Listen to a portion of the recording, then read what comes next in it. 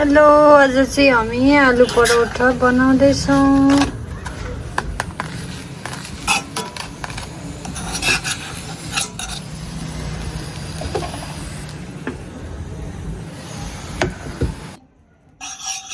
साथीहरू हाम्रो दिवाली आलु पराठाको लागि यहाँ चाहिँ दुईटा आलु पराठा भइसक्यो। हामी चाल्छौँ। अब हामीले एकछिन चलायौँ।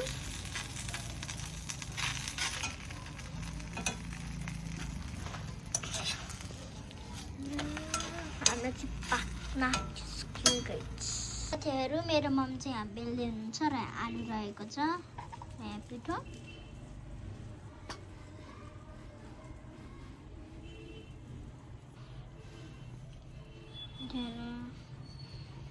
पिठो र आलु र मेरो मम चाहिँ यहाँ बेल्दै हुनुहुन्छ। अब चाहिँ हामी हाल्दैछौँ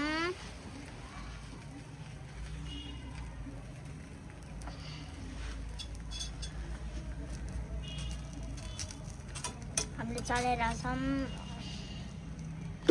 फेरि के हाल्दैछ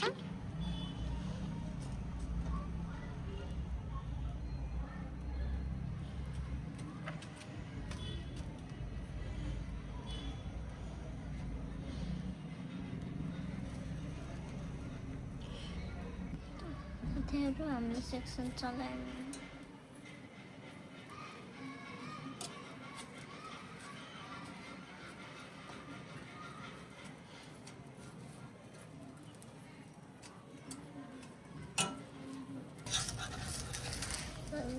अब हामी पछाडि फर्कायौँ। अब चाहिँ पाक्न आँट्यो। एकछिन चलाउनु पर्छ साथीहरू।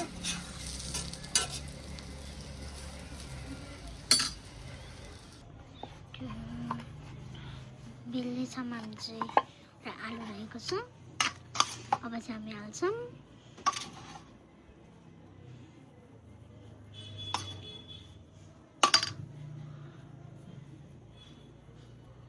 साथीहरू हामीले आलु पराठा बनाउने तरिका त्यस्तो है।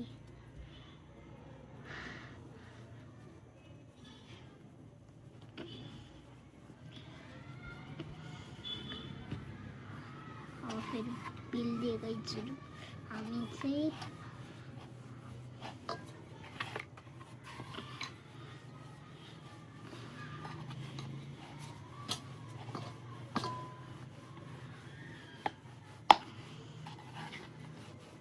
साथीहरू हामीले चाहिँ बेल्न आँटिसक्यौँ र आलु रहेको छ। यहाँ चाहिँ बेल्दै हुनुहुन्छ मेरो मम्मी।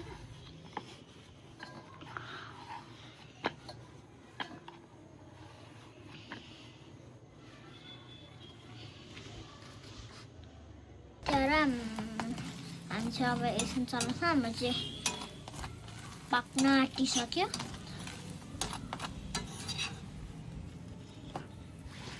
हाम्रो आलु पराठाको यस्तो अवस्था भयो।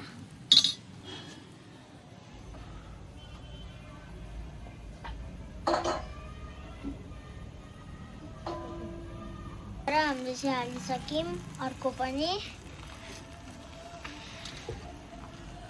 साथीहरू यहाँ आलु पराठा रहेको छ। साथीहरू हामी चाहिँ यस्तो पारिसक्यौँ। पछाडि फर्काउँदैछौँ।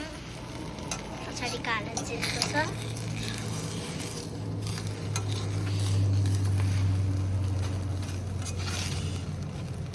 बढी ठुलो भएछ यो त।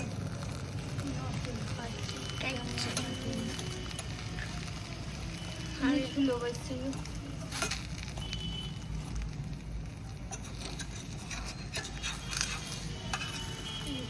टाइम लाग्छ। अब ठुलो भएको मात्रै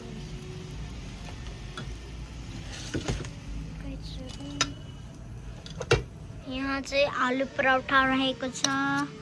मिठो पनि हुन्छ खाँदाखेरि। यस्तो अवस्था छ। यसलाई चाहिँ पाक्न यो चाहिँ लस्टी ठुलो भएछ।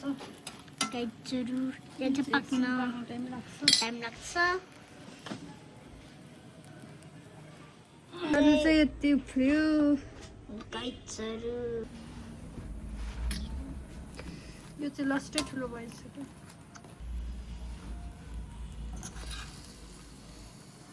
तातो आलु पराठा गाइजहरू यस्तो अवस्था छ यो चाहिँ अब पाक्न लाग्यो यहाँबाट अलिकति यो फुट्यो 1 2 3 4 तर केही छैन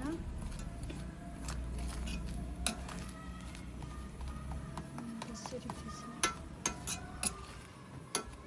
साथीहरू बाहिर चाहिँ पानी पर्न आँटिरहेको छ आज यो पनि पाकिसक्यो अब